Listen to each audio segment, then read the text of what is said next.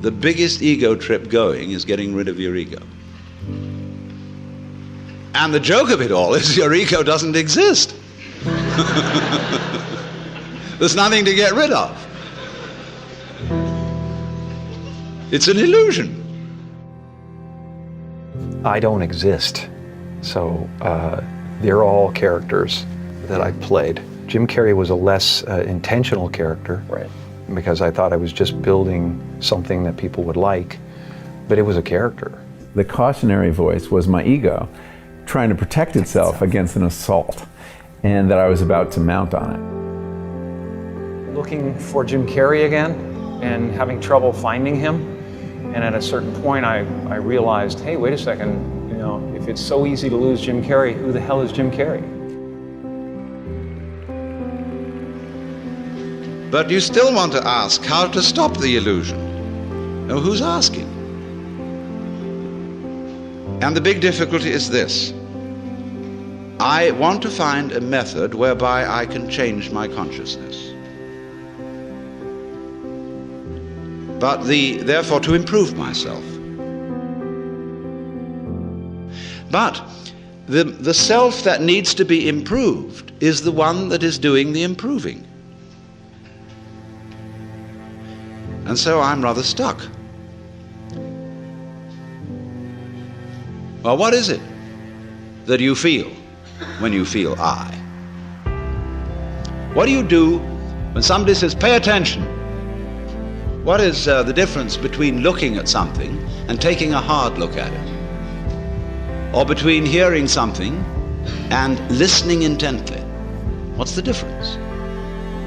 What's the difference between waiting while something goes on and enduring it?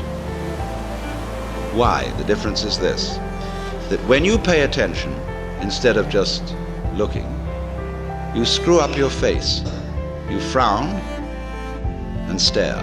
That is a muscular activity around here.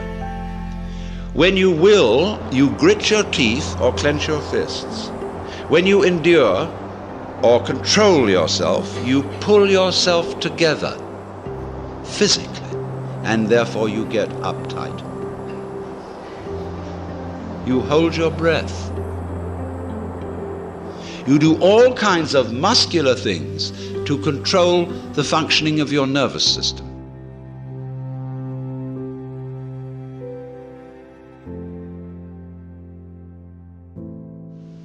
And none of them have the slightest effect on the proper operation of the nervous system.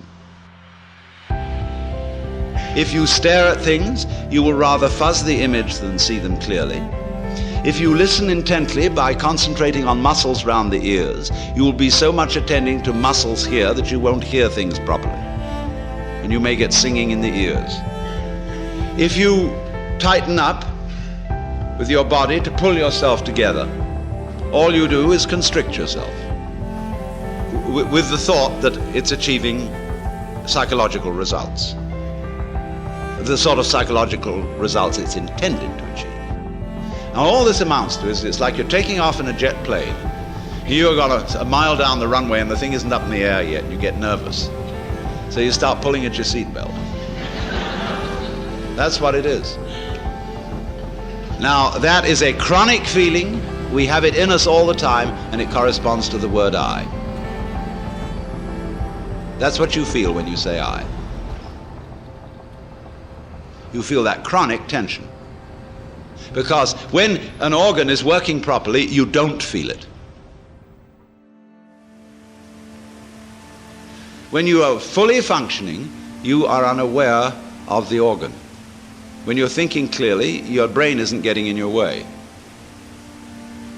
Actually, of course, you are seeing your eyes in the sense that everything you see out in front of you is a condition in the optic nerves at the back of the skull. That's where you're aware of all this. But you're not aware of the I as the I.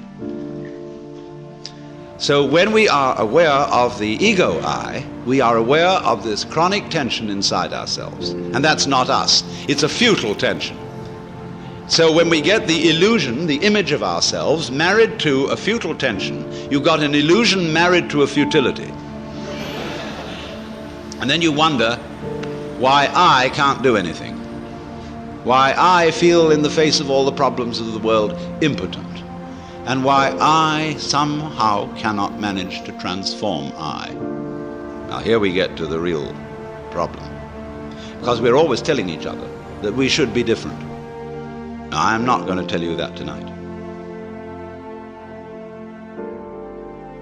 Why not? Because I know you can't be. Nor can I. That may sound depressing, but I'll show you it isn't. It's very heartening. How can I stop identifying myself with the wrong me? Well, the answer is simply you can't.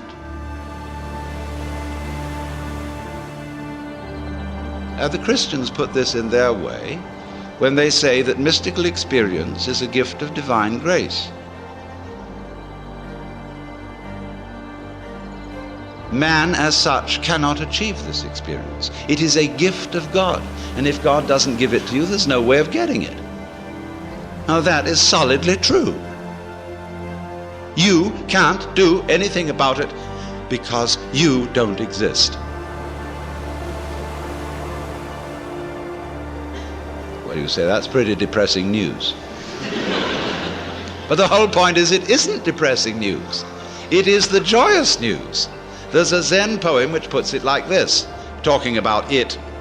It means the mystical experience, Satori, the realization that you are the eternal energy of the universe.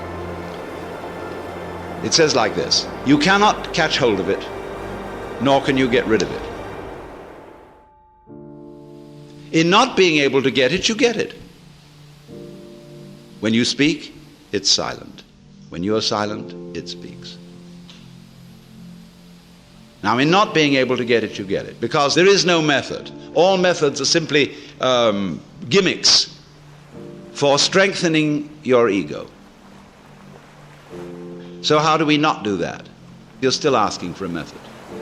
There is no method. If you really understand what your I is, you will see there is no method.